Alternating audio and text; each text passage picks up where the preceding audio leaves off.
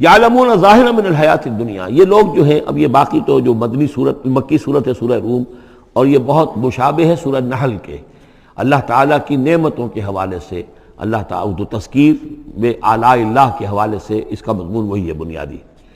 یعلمون ظاہرا من الحیات الدنیا، یہ لوگ دنیا کی زندگی کو بھی صرف ظاہر کو جانتے ہیں، وہم عن الآخرۃ ہم غافلون، اور آخرت سے یہ بالکل ہی غافل ہیں۔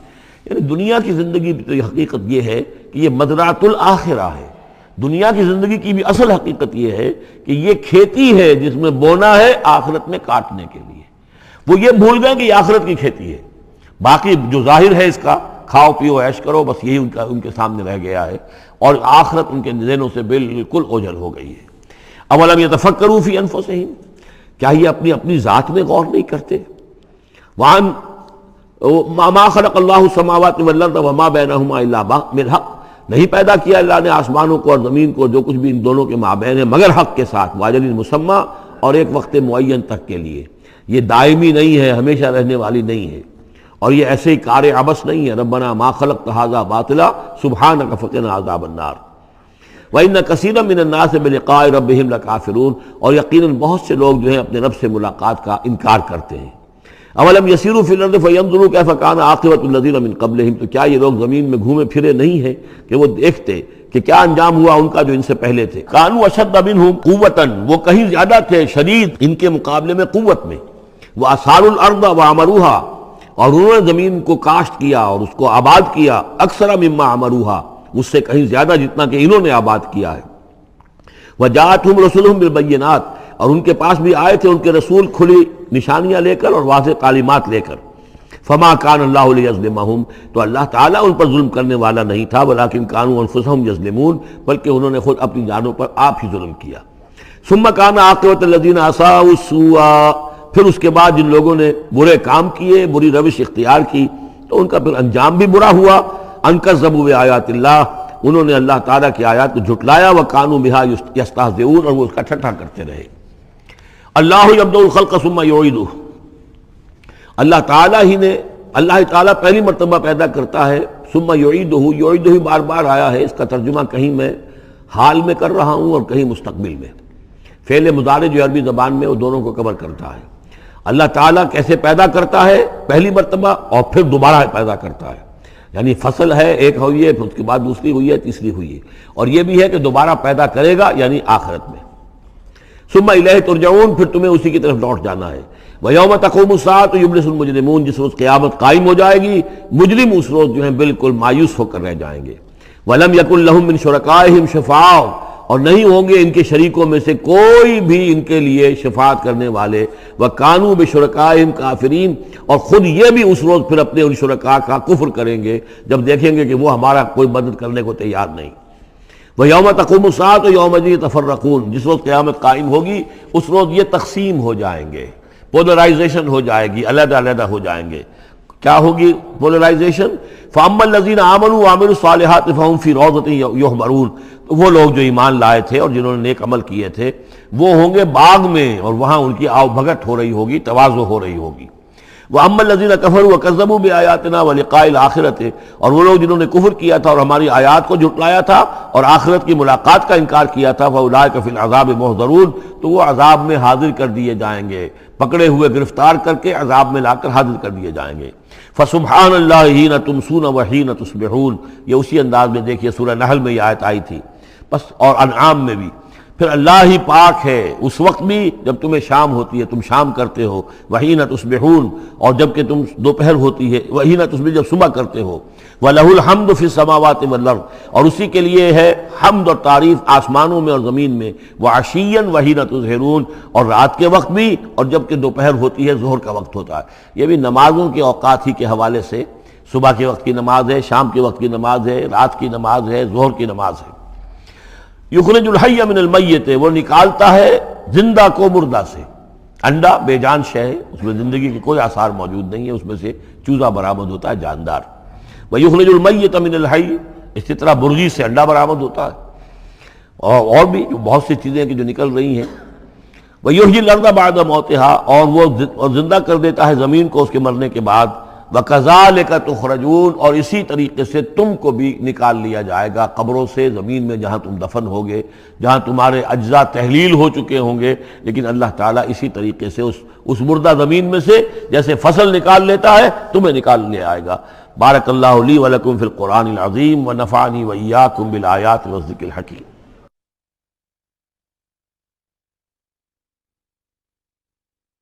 اعوذ باللہ من الشیطان الرجیم، بسم اللہ الرحمن الرحیم۔ ومن آیاتہ ان خلقکم من تراب ثم اذا انتم بشر تنتشرون۔ ومن آیاتہ ان خلق لکم من انفسکم ازواجا لتسکنوا الیہا وجعل بینکم مودۃ ورحمۃ ان فی ذلک لآیات لقوم یتفکرون۔ ومن آیاتہ خلق السماوات والارض واختلاف السنتکم والوانکم ان فی ذلک لآیات للعالمین۔ صدق اللہ العظیم۔ سورہ نحل میں ہم نے دیکھا تھا کہ پہلے اللہ تعالیٰ کی خاص خلاقی کی علامات، اس کے خاص جو بھی اس نے تخلیق فرمایا ہے مختلف اعتبارات سے ان کی نشانیوں کا تذکرہ کر کے ان فی ذلک لآیہ، یہ ہم نے سورہ شعراء میں بھی دیکھا، لیکن وہ تاریخی اعتبار سے تھی نشانیاں، اور جو ہیں آفاقی انفسی آیات الہیہ ان کے حوالے سے سورۃ النحل میں، یہاں مضمون وہی ہے لیکن شروع میں کیا جا رہا ان من آیات ہی، بعد میں تذکرہ ہو رہا ہے اللہ تعالیٰ کی اس خلاقی یا خاص اس کی جو بھی رحمت کے مظاہر ہیں ان کا، اور اس کی آیات میں سے ہے کہ اس نے تمہیں پیدا کیا مٹی سے اور پھر تم انسان بن گئے ہو کہ جو زمین میں پھیلے ہوئے ہو۔ ومن آیات ہی، اس کی آیات ہی میں سے یہ ہے ان خلق لکم من انفسکم ازواجا، کہ تمہارے لیے تمہاری نوع ہی میں سے تمہاری بیویاں بنائیں، جوڑے بنائے، لتسکنوا الیہا، تاکہ تم ان کی طرف سکون پکڑو، وجعل بینکم مودۃ ورحمۃ، اور یہ کہ تمہارے مابین ایک دوسرے کے لیے محبت اور رحمت پیدا کر دی۔ ان فی ذلک لآیات لقوم یتفکرون، یقیناً اس میں آیات ہیں ان لوگوں کے لیے جو غور و فکر کریں۔ ومن آیاتہ خلق السماوات والارض، اور اس کی آیات میں سے ہے آسمان اور زمین کی تخلیق، واختلاف السنتکم والوانکم، اور تمہاری زبانوں اور تمہاری رنگوں کا فرق، کتنی بولیاں ہیں، کتنی زبانیں دنیا میں ہیں جو لوگ بولتے ہیں، کتنے مختلف رنگ ہیں لوگوں کے، بہت سے زرد روح ہیں، کوئی سرخ روح ہیں، کوئی سیاہ فام ہیں، مختلف لوگوں کو اللہ نے پیدا کیا ہے۔ تو یہ جو تخلیق میں تنوع ہے یہ بھی اللہ تعالیٰ کی خلاقی کی ایک بڑی علامت ہے۔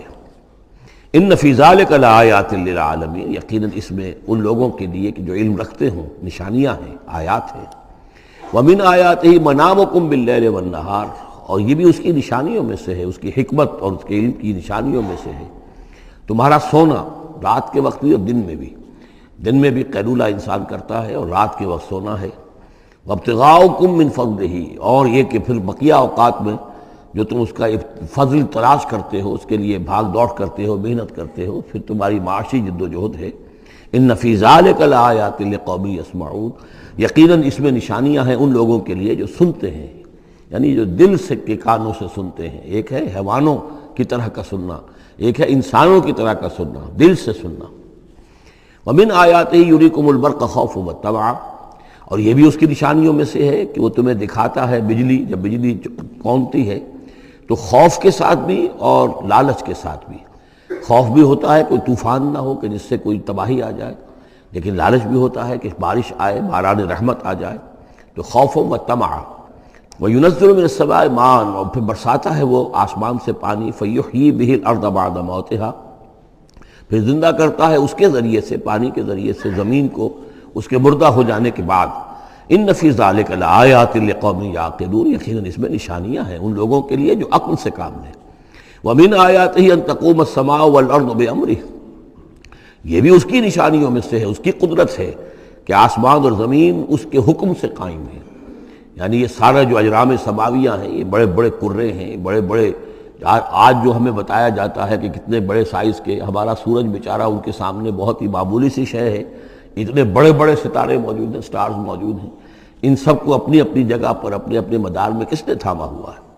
ثم اذا دعاکم دعوتا من الارض، پھر جب وہ تمہیں پکارے گا بس ایک ہی دفعہ کا پکارنا اس کا ہوگا، تم زمین سے اذا انتم تخرجون، تم نکل پڑو گے۔ یعنی اللہ تعالیٰ کی جو شان ہے یقول لہ کن فیکون، اسی طریقے سے اس وقت بھی اللہ کا بس ایک حکم کافی ہوگا۔ وَلَهُ مَن فِي السَّمَاوَاتِ وَالْأَرْضِ، اور جو کچھ بھی آسمان اور زمین میں ہے اسی کا ہے، اسی کی ملکیت ہے۔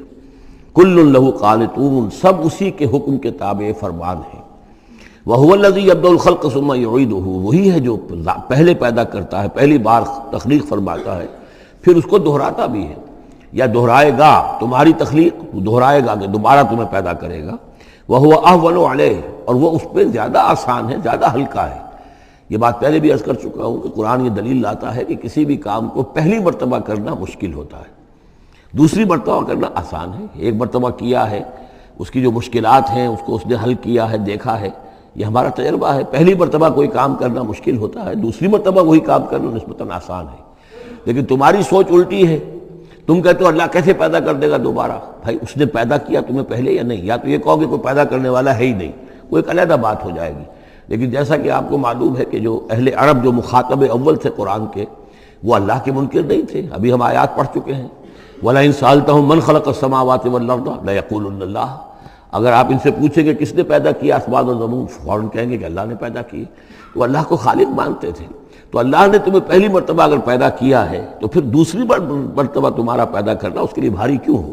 وَهُوَ أَهْوَنُ عَلَيْهِ، بلکہ جو بھی اصول ہے اس کے مطابق تو اسے اس کے لیے زیادہ آسان ہونا چاہیے، اور ہے بالفعل وہ اس کے لیے آسان ہے۔ وَلَهُ الْمَثَلُ الْأَعْلَىٰ، اور اس کی بڑی بلند شانیں ہیں۔